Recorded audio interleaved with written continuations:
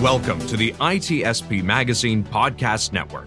You are about to listen to the Getting Technology Right, Ethics and Technology podcast with Dr. Kevin Macnish.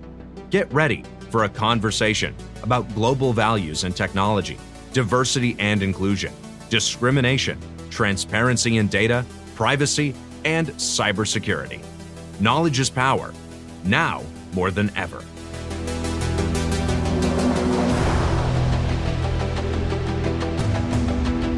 All right, here we go from an undisclosed location, away from my office, but in another made-up office in Italy, where it's hot. So there you go.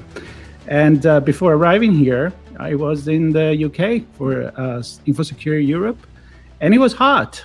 And I'm not lying. Kevin, please tell us. Was it hot last week? It was a very hot week last week. I was in London as well. We've just found out we were at the same conference centre, but at different conferences at the same time. I know. But no, it was 29, 30 degrees centigrade last week in London, and my hotel room did not have air conditioning, so I. Oh no! Really? Yeah, it was warm in Shepherd's Bush for a few nights. Yeah, actually at the Excel they really had a crank in the AC, and when you walked outside, you could really kind of feel your skin burning a little bit. So like, this is the first time I'm getting a 10 in London, and I enjoyed it. I mean, I love that city. But we're not here to talk about London. We're here to talk about an important topic, which I try to talk about it a lot. I've talked about it with you many times. We've been on panels together, and it's about getting technology right. And the occasion is that you actually started a show with us, and that's exciting. So not just a guest, but you take the burden of actually inviting people, planning, and not just showing up for that, but you also get the benefit of driving the conversation and I think having fun. But we'll get into the why. Let's start with you, who is Kevin Macnish, for those that haven't heard from you, and what did you start it on ITSP Magazine? Sure. So thanks, Marco. Yeah, so Kevin Macnish, I currently work as a consulting senior manager at a company called Soprasteria. It's mostly an IT company, but about 2.5 years ago, the company set up a digital ethics consultancy. And so I joined it shortly into that lifespan. And I've been working with them for just over 2 years now, working with clients, helping them to see how to use technology well, putting guardrails in place to stop mistakes from happening, and seeing where we can help them to benefit most. On one level, it's kind of like sort of doing a risk analysis of where things can go wrong with technology, but also trying to be more positive and saying, where can things go right, and how can we make your technology do even better things for you, while making sure that it's not discriminating or violating people's privacy, that it's sufficiently transparent, and so on. But prior to joining Soprasteria 2 years ago, I was an academic working at the universities of Leeds and then the University of Twente, where I was an assistant professor working in ethics and technology in both of those areas as well. So that's my sort of academic background with a bit of publishing. I've got a few articles, a few books out, and so on, and then moved over to the industrial world 2 years ago. And I think, as you say, why the podcast and why now? It was a way of keeping in touch with a lot of friends from academia, and a way of connecting with other people doing the same thing right now. The world of digital ethics consulting is quite small.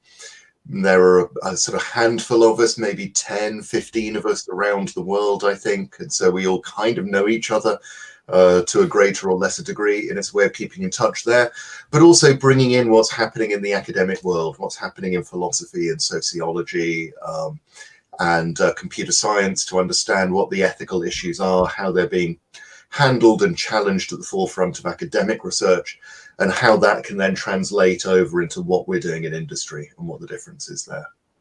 Yeah. No, I was excited that you was getting this started, because I think you're going to do that more academic conversation, of course. we're covering about the same thing. I mean, I stay a little bit more general in terms of redefining society, but that's, what we're doing here.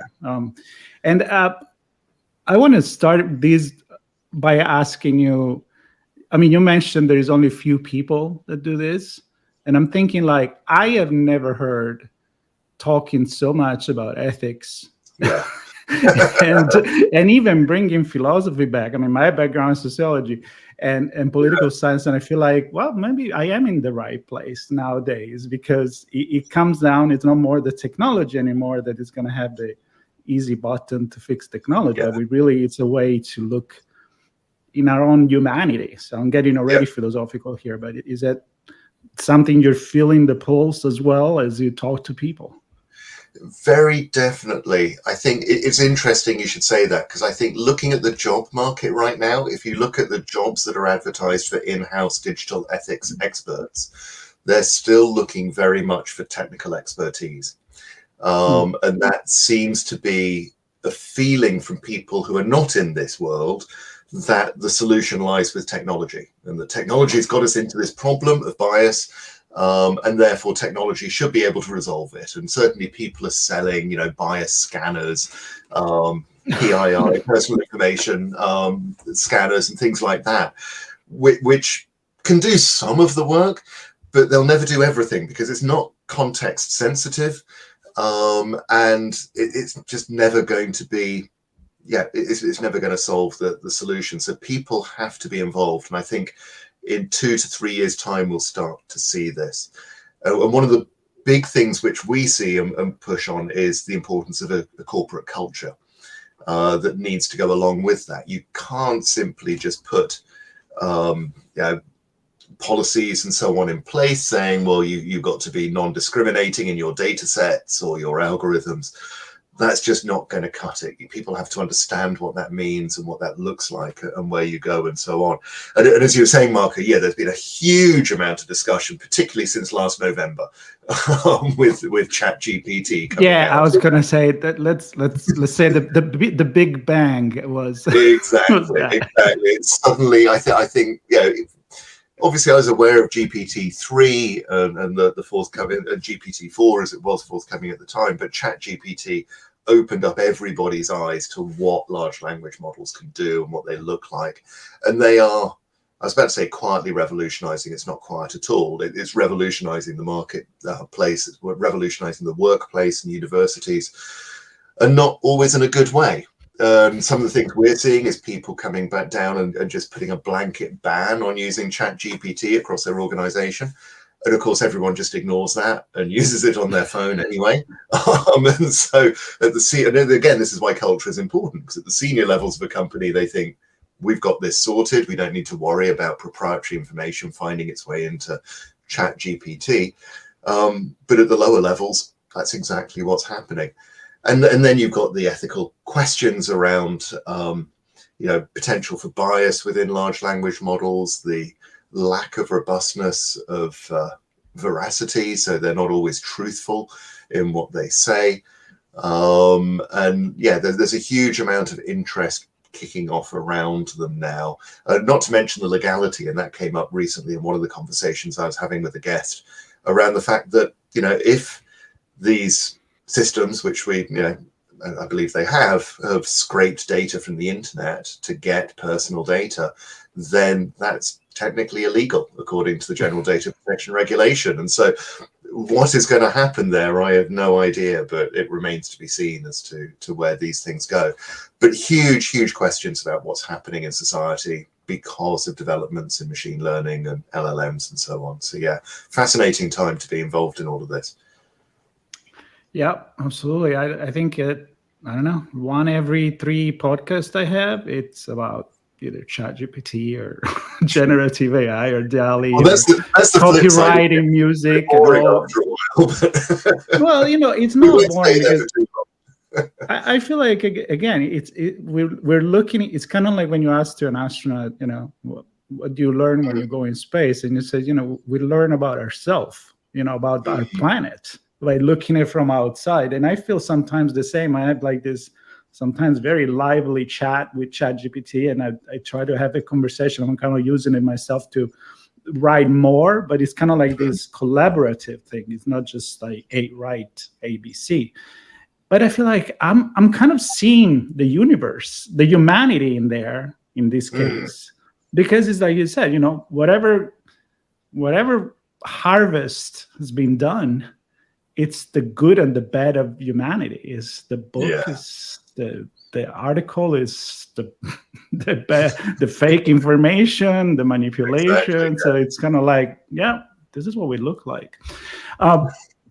So I'm sure you'll talk about this. And what else are you going to focus on the show? So again, with one of my, given the background I've got, one of the things which really drives me is understanding how to operationalize or embed ethics into the workplace.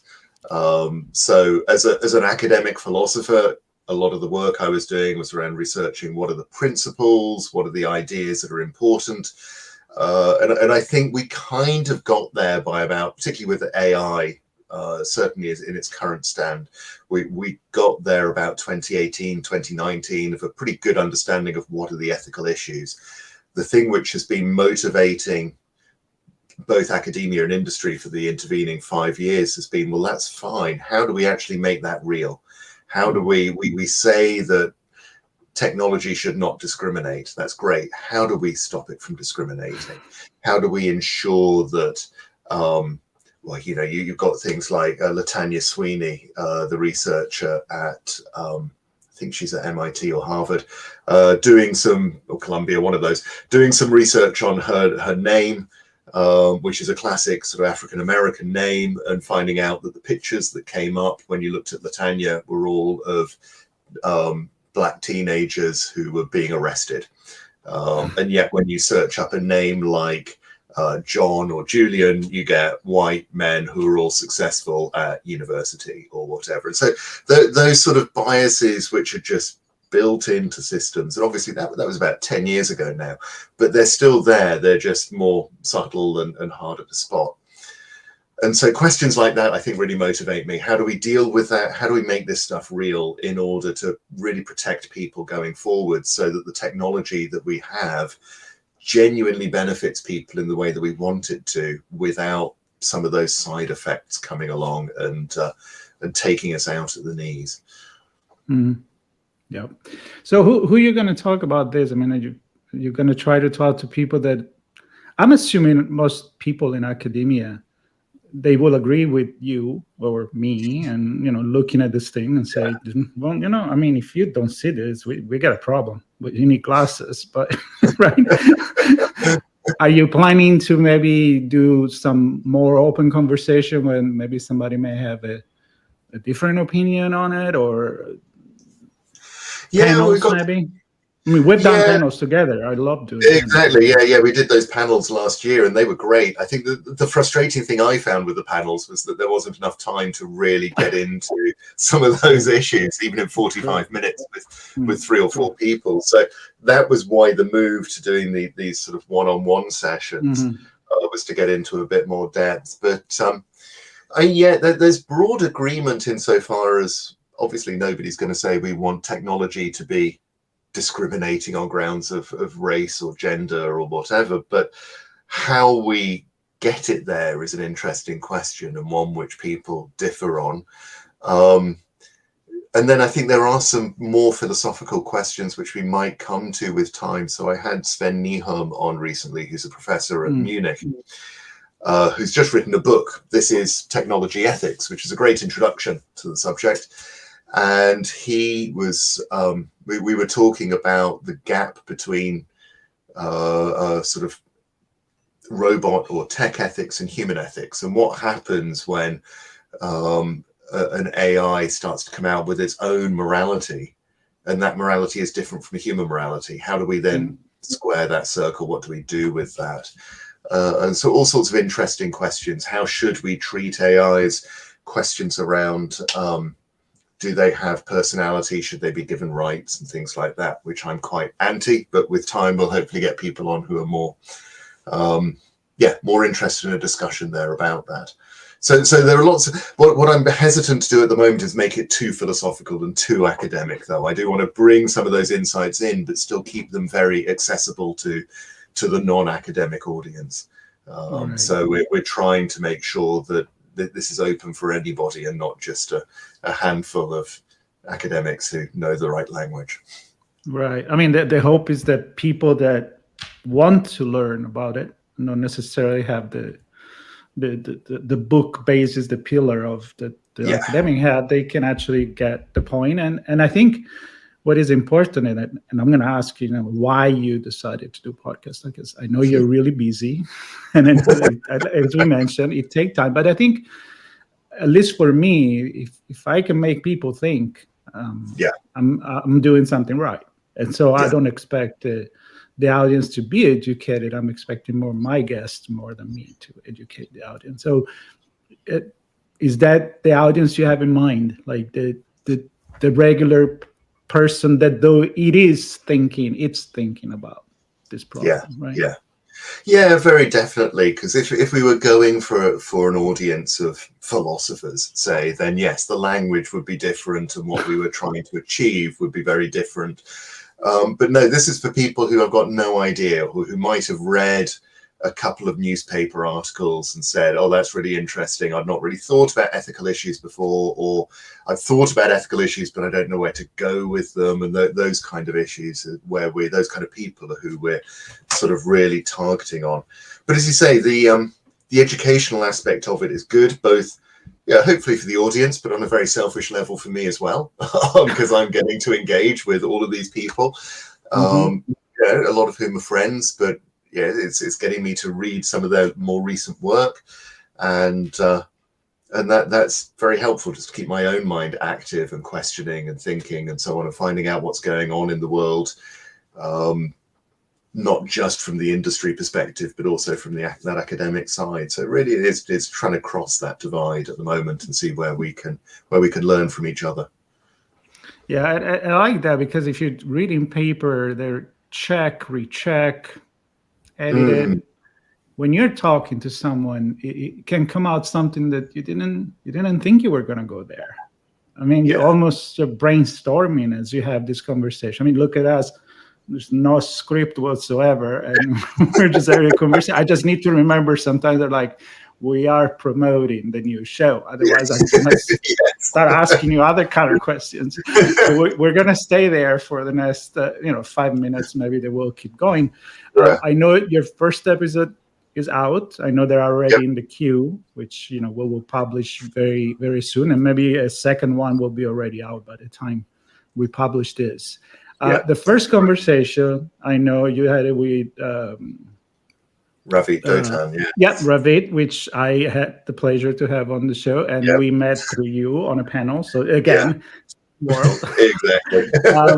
What was that about? So that people can tease them, so that when they finish this, they can jump. Sure. So a lot of what we covered was exactly what we've just been talking about, this idea about embedding ethics. And she came out with a very interesting point that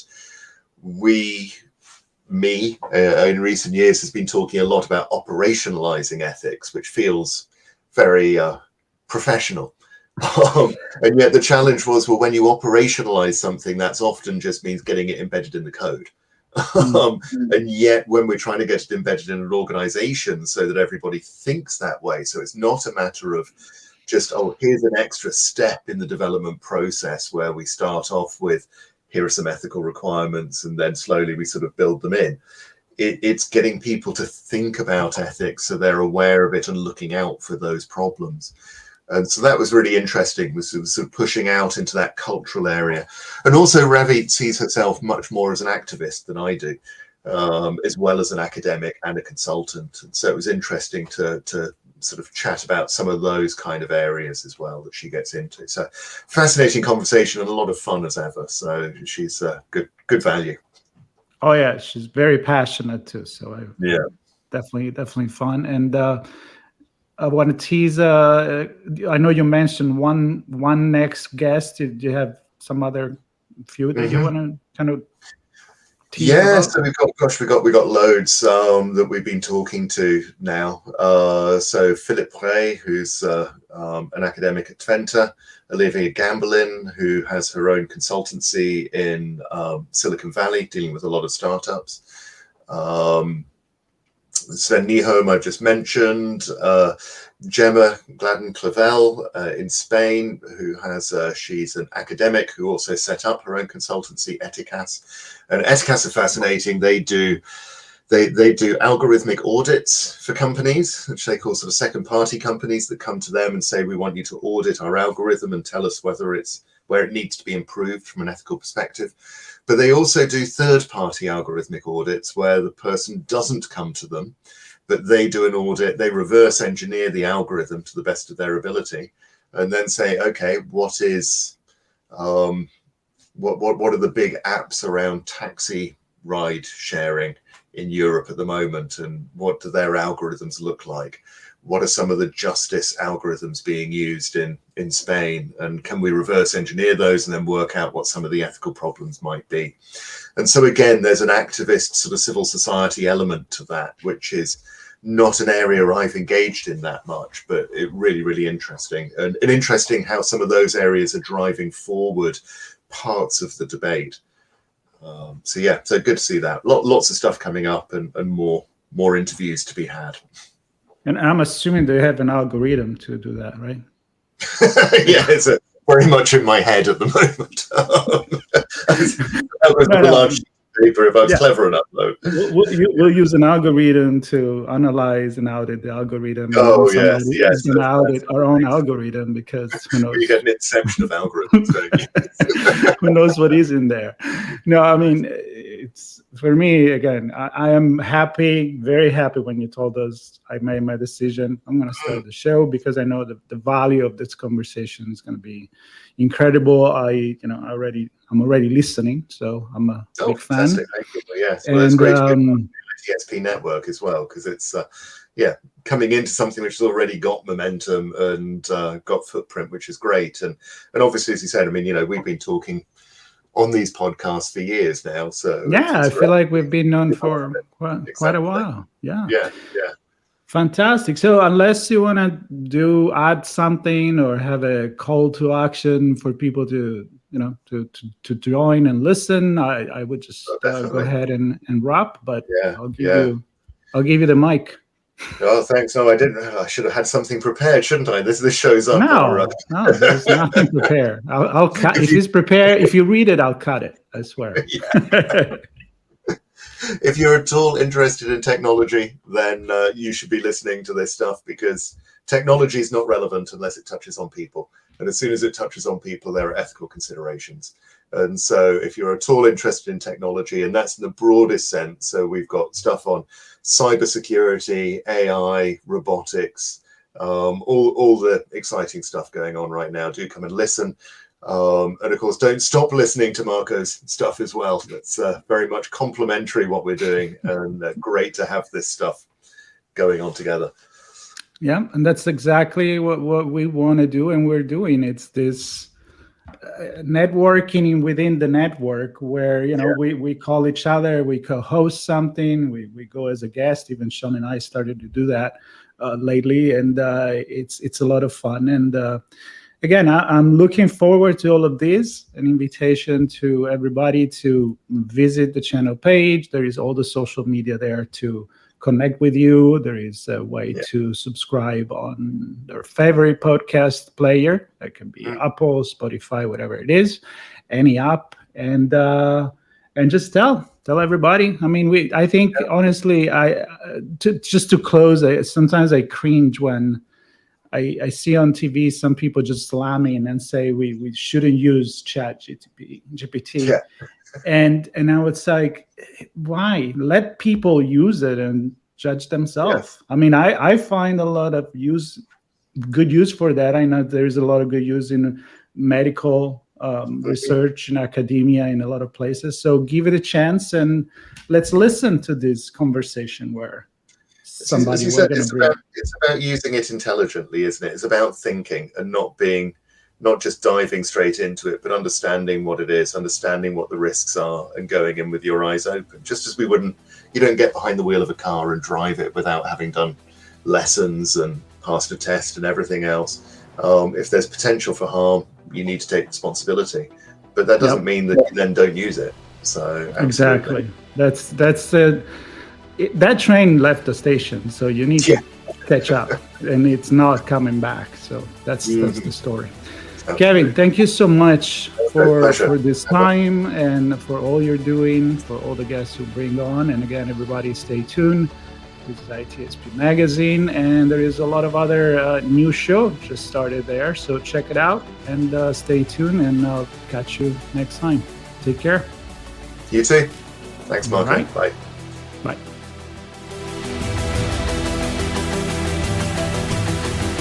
We hope you enjoyed this episode of the Getting Technology Right, Ethics and Technology podcast with Dr. Kevin Macnish, part of the ITSP Magazine Podcast Network. If you learned something new and this conversation made you think, then add this show to your favorite podcast player. Subscribe to the ITSP Magazine YouTube channel and share the ITSP Magazine Podcast Network with your friends, family, and colleagues. If you represent a company and wish to connect your brand to our conversations and our audience, visit itspmagazine.com to learn how to sponsor one or more of our podcast channels. We hope you will come back for more stories and follow us on our journey.